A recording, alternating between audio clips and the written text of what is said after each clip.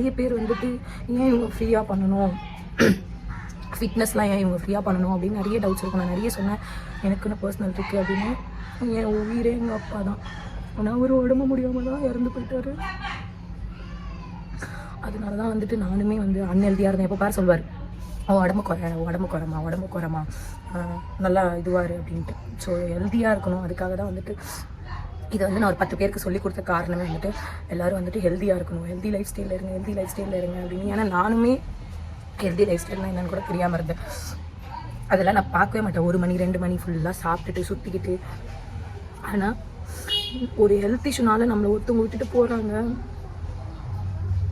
அது தாங்கவே முடியாது. நம்ம உடம்ப நம்ம தான் பார்த்துக்கணும். நம்ம இழப்பு நம்மளுக்கு மட்டும் கஷ்டத்தை கொடுக்காது, நம்மளை சுற்றி இருக்கவங்களுக்கும் கொடுக்கும்.